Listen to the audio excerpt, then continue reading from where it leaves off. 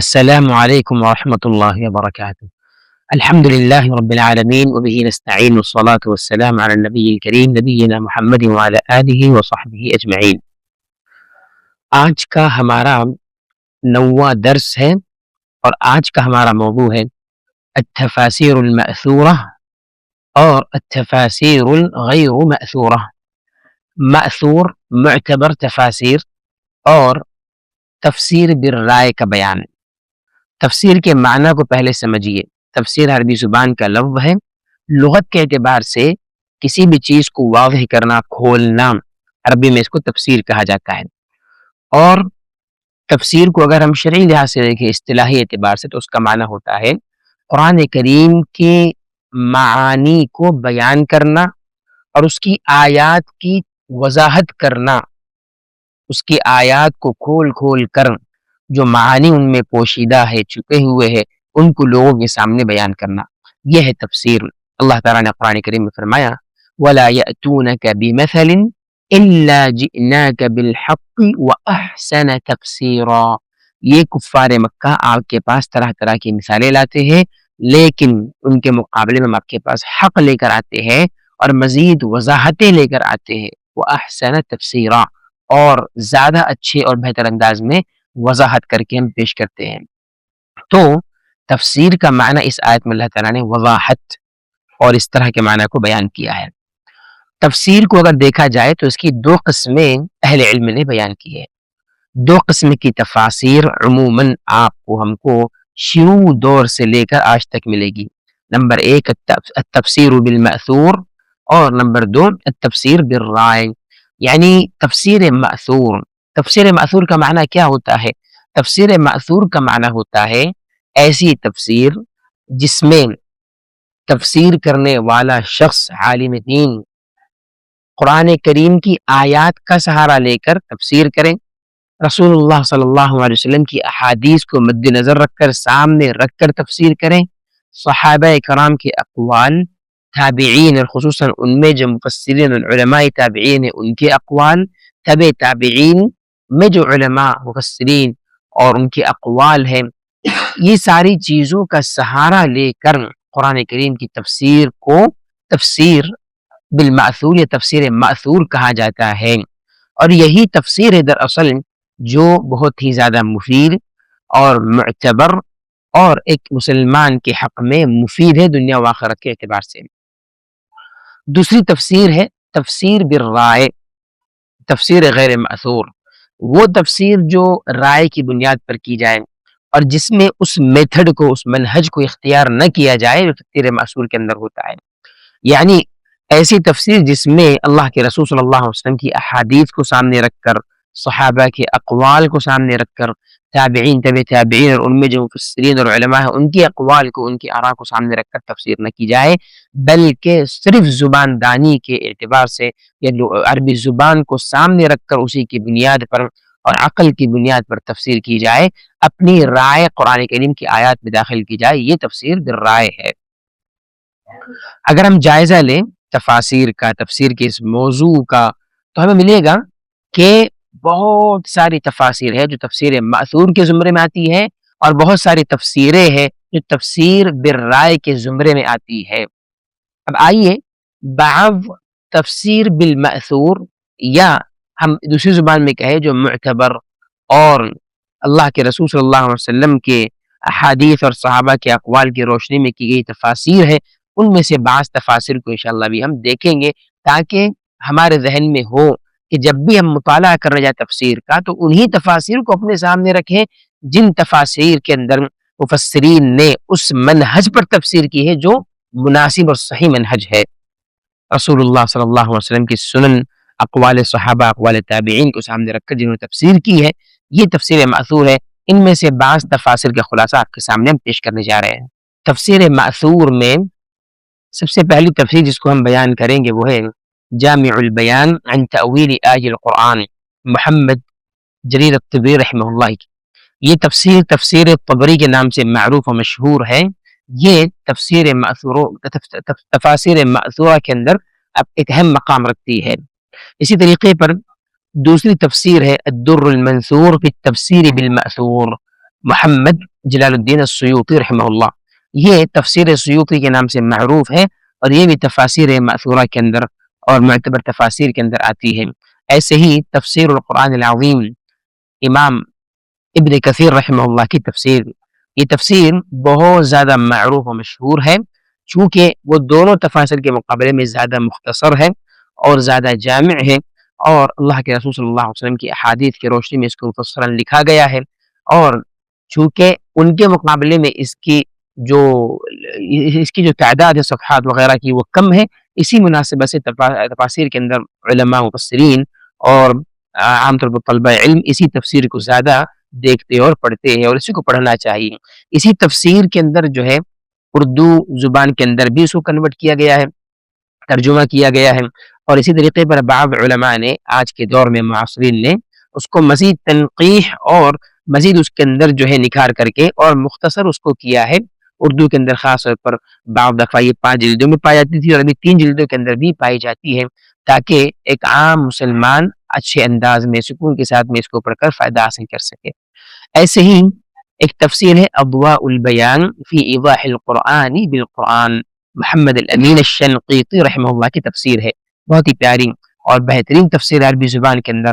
یہ تفسیر مأثور کے اندر داخل ہے، اور ایک مسلمان طالب علم سے جڑا ہوا شخص اس سے بھرپور فائدہ اٹھا سکتا ہے۔ ایسے ہی تفسیر الکریم الرحمن فی تفسیر کلام المنان، جناب عبد الرحمن بن ناصر السعدی رحمہ اللہ کی تفسیر ہے۔ یہ عربی زبان میں جامع اور بہترین تفسیر ہے، اور دیگر تفاسیر کے مقابلے میں مختصر ہے، اور اس کا ترجمہ اردو زبان کے اندر بھی کیا گیا ہے۔ تفسیر سعدی کے نام سے یہ تفسیر بڑی مشہور ہے، اور بہت زیادہ مفید بھی ہے، جامع بھی ہے۔ اللہ کے رسول صلی اللہ علیہ وسلم کی احادیث، صحابہ کے اقوال اور اہل علم کی آراء، اور جو ہے اسی طریقے پر جو اصول تفسیر ہے ان کی روشنی میں اس کو لکھا گیا ہے، مرتب کیا گیا ہے۔ ایک عام انسان بھی اس کو اپنے گھر میں رکھ کر اس سے استفادہ بالکل اٹھا سکتا ہے، گھر کے اندر اس کو پڑھا جا سکتا ہے، عورتیں اور بچے اس کو پڑھ سکتے ہیں، فائدہ اٹھا سکتے ہیں۔ تفسیر ماثور میں ایک جامع اور بہترین تفسیر تیسیر الکریم الرحمن فی تفسیر کلام المنان، جناب عبد الرحمن بن ناصر السعدی رحمہ اللہ کی تفسیر ہے۔ یہ تفسیر عام فہم اور طلبہ علوم کے لیے خاص طور پر بہت زیادہ جامع اور مفید ہے۔ اس کو تفسیر ماثور کے منہج پر لکھا گیا ہے، بہت زیادہ اس کو طویل نہیں کیا گیا، اور بہت زیادہ مختصر بھی نہیں ہے۔ الفاظ کی وضاحت، رسول اللہ صلی اللہ علیہ وسلم کی حدیث کی روشنی میں قرآن کریم کی آیات کی تفسیر، صحابہ کی اقوال، تابعین وغیرہ کے اقوال، جہاں جہاں ضرورت پڑتی ہے اختصار کے ساتھ میں اس تفسیر کو مرتب کیا گیا ہے۔ ایسے ہی تفسیر القرآن العظیم، تفسیر ثنائی، مولانا ثناء اللہ امرستری رحمہ اللہ کی تفسیر ہے، بہت ہی جامع اور بہترین تفسیر ہے۔ بہت زیادہ اس کے اندر وضاحت تفصیل کے ساتھ نہیں ہے، لیکن بہرحال اس کو صحیح عقیدے کی وضاحت کے اعتبار سے دیکھا جائے، اور رسول اللہ صلی اللہ علیہ وسلم کی حدیث کی روشنی میں جو تفاصیل لکھی اس کے اعتبار سے دیکھا جائے، تو تفسیر ثنائی بھی ایک بہت ہی جامع اور بہترین اور علمی مواد سے پر تفسیر ہے۔ ایک طالب علم کو خاص طور پر اس تفسیر کا مطالعہ ضرور کرنا چاہیے، تاکہ اس کو بھرپور فائدہ حاصل ہو تفسیر کے موضوع کے اندر۔ اسی طریقے پر ایک بہت ہی بہترین تفسیر مولانا محمد لقمان السلفی، آپ جو ہے PhD عالم دین ہیں اور بہترین علم پر دسترس حاصل ہے۔ آپ کی تفسیر ہے تیسیر الرحمن لبیان القرآن، یہ بھی بہت ہی جامع اور تفسیر مأثور کے موضوع کے اندر ایک بہترین تفسیر ہے، طلبہ اور عام لوگ بھی اس سے فائدہ اٹھا سکتے ہیں۔ اسی موضوع کے اندر سب سے زیادہ مفید، سب سے زیادہ آسان اور عام سے عام انسان جس کو پڑھ سکتا ہے، مطالعہ کر سکتا ہے، بلکہ ہر گھر میں جو تفسیر ہونا چاہیے، جس کو عورتیں پڑھیں گھر کے اندر، چھوٹے بچے، بڑے لوگ پڑھیں، مرد حضرات پڑھیں، اور مساجد کے اندر ممبروں پر جو تفسیر ہونا چاہیے، وہ تفسیر ہے احسن البیان، مولانا صلاح الدین یوسف رحمہ اللہ کی۔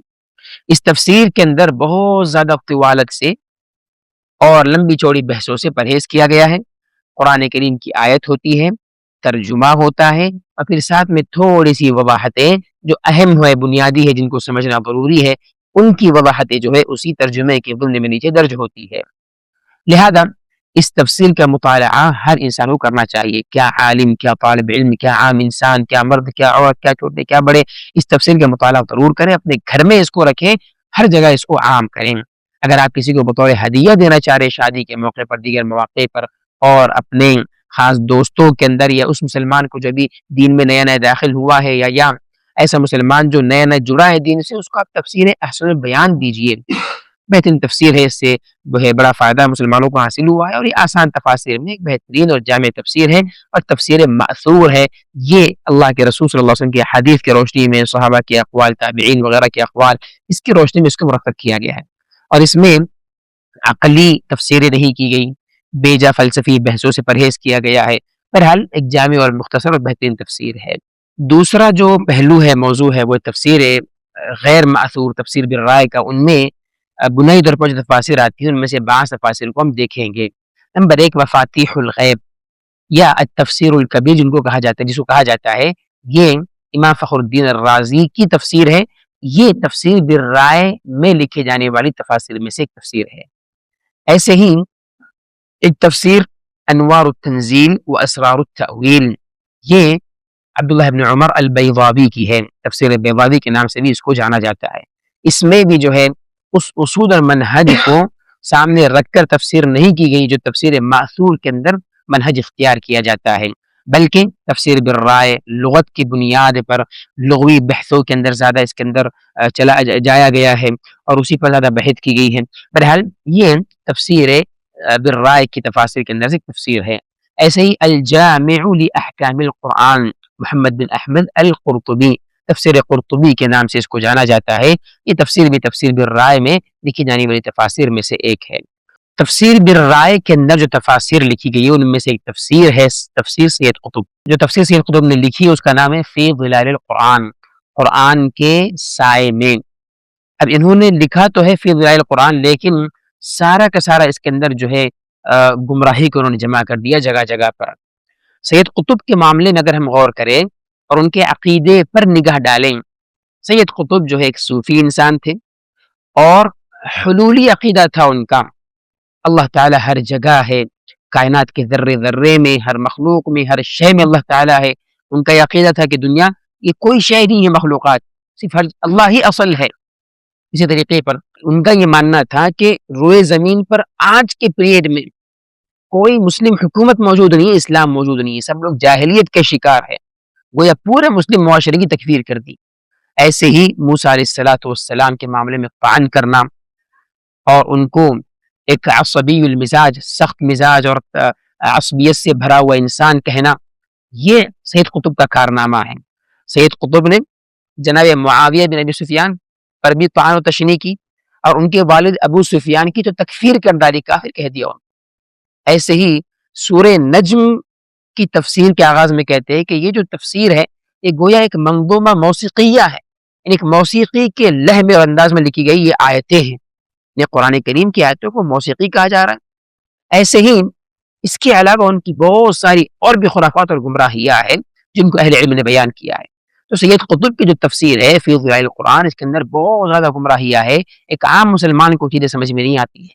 ایک عالم دین جو زیرک ہو، علم میں مہارت رکھتا ہو، قرآن و حدیث سے واقف ہو، اور اصول تفسیر، اصول حدیث، ایسے ہی تفاسیر کے متعلق اور بھی اصول ہے اس سے جڑا، اس کے بارے میں علم ہو، اس کے پاس عربی زبان کا علم ہو، تو وہ جان پاتا ہے کہ کیا غلطی ایسے انسان نے کیا ہے. سونے کا کھوٹ سونار ہی جانتا ہے. تو ایسے ہی اس طرح کے موضوعات کے اندر علماء سے ہم رجوع کریں اور اس طرح کی تفسیر سے پرہیز کریں. ایسے ہی تفاسیر کے باب میں تفسیر بالرائے کے اندر ایک تفسیر تفہیم القرآن بھی ہے. یہ تفسیر بھی اس منہج پر لکھی نہیں گئی ہے جو منہج سلف مفسرین کا رہا ہے، خاص طور پر تفسیر مأثور کے باب کے اندر. مولانا مودودی رحمہ اللہ جو بھارت میں پیدا ہوئے، بعد میں پاکستان کی طرف ہجرت کر لی، انہوں نے تفسیر لکھی تفہیم القرآن کے نام سے.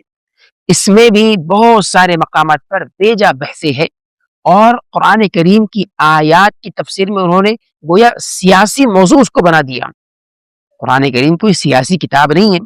قرآن کریم ایک ہدایت کا منشور ہے، لوگوں کی ہدایت کی کتاب ہے. اس میں اللہ تعالیٰ کے متعلق اور ایمانیات کے ابواب کے تعلق سے، آخرت کے تعلق سے، اور رسولوں کے متعلق پچھلی قوموں کی سب چیزوں کا تذکرہ ہے. لیکن قرآن کریم کی آیات کو بس ہر جگہ پر سیاست کی طرف موڑنا، اگر کسی نے کارنامہ انجام دیا تو مولانا مودودی ہے. اور ان کی تفسیر کے اندر جو ہے آیت کی تفاسیر میں صحیح معنی میں جو انداز ہونا چاہیے اللہ کے رسول صلی اللہ علیہ وسلم کی احادیث کی روشنی میں تفسیر ہو، اس کا خیال نہیں رکھا گیا ہے۔ اور فی ذات ہی اگر دیکھا جائے تو مولانا مودودی ایک ادیب تھے، عالم دین نہیں تھے، اور جب عالم دین نہیں تھے تو ان کو اس بات کا اختیار نہیں تھا کہ تفسیر لکھیں۔ اور سید قطب کا معاملہ بھی ایک ادیب انسان تھا، عربی زبان کا ایک ادیب تھا، لیکن جب وہ تفسیر کے فن میں اور موضوع میں داخل ہوا تو گمراہی اور عام کی۔ ویسے ہی مولانا مودودی کا معاملہ ہے، اسی لیے کہا جاتا ہے کہ جو انسان اپنے فن کے علاوہ دوسرے فن میں بات کرتا ہے، زبان کھلتا ہے، تو وہ عجوبے اپنی زبان سے ظاہر کرتا ہے۔ من قال فی غیر فنی اتی بالعجائب، اس طرح کا قول ہے عربی زبان کے اندر، جو اپنے فن کے علاوہ دوسرے فن میں گفتگو کرے، زبان کھولے، تو عجوبے اس زبان سے ظاہر ہوتے ہیں۔ ایسے ہی یہ جو تفاسیر ہے، تفسیر بالمأثور کے علاوہ تفسیر بالرائے، ان تفاسیر کے اندر ایک تفسیر یا ایک ترجمہ قرآن ہے ایک طرح سے، یا اس کو تفسیر میں بھی ہم شامل کر سکتے ہیں، کنز الایمان، احمد رضا خان بریلوی کی تفسیر۔ انہوں نے بھی کیا کیا اس تفسیر کے اندر یا اس ترجمہ قرآن کے اندر، جو ہے اللہ کے رسول صلی اللہ علیہ وسلم کی شان میں بڑا غلو سے کام لیا، اللہ کے رسول صلی اللہ علیہ وسلم کا مقام اللہ کے مقام تک پہنچا دیا۔ جگہ جگہ پر ان کی تفسیر کے اندر غلطیاں پائی جاتی، حتیٰ کہ بعض جگہ پر ترجمے کے ساتھ میں اپنی طرف سے معانی کو بھی اضافہ کر دیا ہے۔ اس طریقے پر بہت ساری اور بھی خرافات، غلطیاں اور اخطاء اس تفسیر کے اندر موجود ہیں۔ بہرحال ایک مسلمان کی ذمہ داری کہ ان تفاسیر سے پرہیز کریں جو تفسیر مأثور کے منہج پر نہ لکھی گئی ہو، اور ان مفسرین سے یا قرآن کریم کی ترجمہ کرنے والوں یا قرآن کریم کے معنی کو بیان کرنے والوں سے بھی پرہیز کریں جو قرآن کریم کی تفسیر یا اس کے معانی کو صحیح منہج پر بیان نہیں کرتے ہیں۔ اور ان میں ایک بہت بڑا نام آج کے ہمارے اس زمانے کے اندر جو ہے وہ ہے ڈاکٹر سید اسرار احمد۔ اس بندے کی تفسیر کو لوگ دیکھتے ہیں، واچ کرتے ہیں، اللہ کے بندو، اس بندے کے پاس سب سے پہلی بنیادی چیز یہ عالم دین نہیں ہے، یہ عالم دین نہیں ہے۔ اس بندے نے اس منہج اور طریقے پر علم حاصل نہیں کیا جو منہج اور طریقے پر اہل علم حاصل کرتے ہیں اور علم میں اتقان اور مہارت پیدا کرتے ہیں۔ اس بندے نے جو ہے وہ گل کھلائے تفسیر کے باب میں، اللہ کی پناہ۔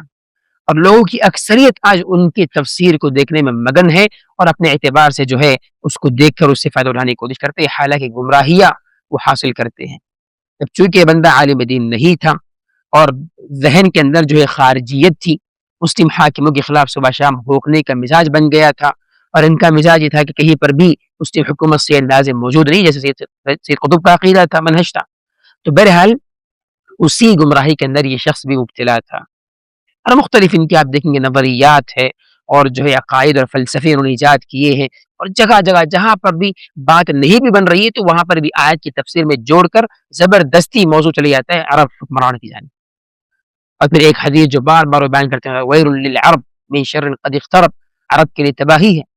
بھی آپ عربوں کے لیے تباہی بیان کر رہے ہیں، رسول اللہ بھی عرب ہے، صحابہ بھی عرب ہے، بڑے بڑے تابعین عرب ہیں، کیا کریں گے آپ سب کے لیے تباہی بیان کر رہے ہیں۔ رسول اللہ صلی اللہ علیہ وسلم نے کس پس منظر میں اس حدیث کو بیان کیا؟ وہ پس منظر کیا تھا؟ آخری زمانے کے حالات، یاجوج ماجوج کے فتنے کا جہاں پر آپ نے تذکرہ کیا، وہاں پر آپ نے کہا کہ عربوں کے لیے تباہی ہے اس شر سے جو قریب آ گیا۔ مراد یاجوج ماجوج کا فتنہ ہے، دجال کا فتنہ۔ اب آپ اس کو ہر زمانے پر اس حدیث کو منطبق کر دیں، آپ کہیں کہ سارے زمانے کے عرب خراب ہے، تو پھر آپ رسول اللہ کو کس زمرے میں رکھیں گے؟ اصل عربی تو اللہ کے رسول ہے، صحابہ کو کہاں لا کر کھڑے کریں گے؟ آپ ان کے لیے بھی تباہی کا آپ بات کریں گے؟ تو بہرحال اس بندے نے تفسیر کے بعد میں جو گل کھلایا ہے وہ بڑے عجیب و غریب ہے۔ ایک مسلمان کو ان کی تفسیر کو سننے سے پرہیز کرنا چاہیے۔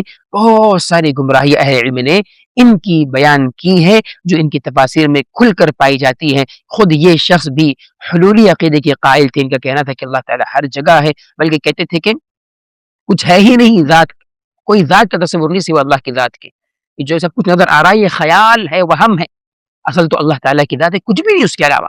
بھائی اللہ تعالیٰ جو خالق ہے اس کے علاوہ جس چیز کا وجود ہے وہ مخلوق، اللہ کی مخلوق بھی تو ہے، آسمان، زمین، انسان، جن، پرندے، چرندے، یہ ساری چیزیں۔ اللہ کے عرش کی تفسیر کیا کر رہے ہیں؟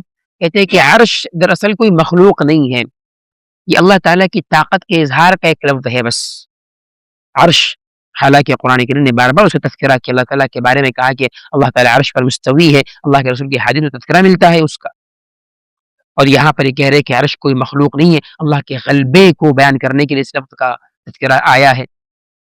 اس کے علاوہ اللہ تعالیٰ کے لیے جہاں پر استوا کا لفظ آیا ہے کہ اللہ تعالیٰ عرش پر مستوی ہے، کہتے اس کا معنی غلبہ، قوت ہے۔ تو بہرحال یہ ساری خرافات ان کے پاس پائی جاتی ہے. اس کے علاوہ بہت ساری گمراہی انحرافات اس کو علماء نے بیان کیا، اس کو سیکھنے اور جاننے کی کوشش کریں. یہ بعض باتیں اختصار کے ساتھ ہم نے بیان کی. اللہ تعالیٰ مجھے آپ کو ہدایت دے اور صحیح علم کو لینے والا بنائے، خاص طور پر قرآن کریم کے موضوع کے اندر ہمیں ہر قسم کی گمراہی سے ان کو محفوظ رکھے اور ہمیں صحیح علم پر، ہدایت پر، توحید پر، سنت پر اور اہل سنت کے منہج و مسلک پر اللہ تعالیٰ زندہ رکھے، اسی پر موت دے. السلام علیکم و رحمۃ اللہ وبرکاتہ.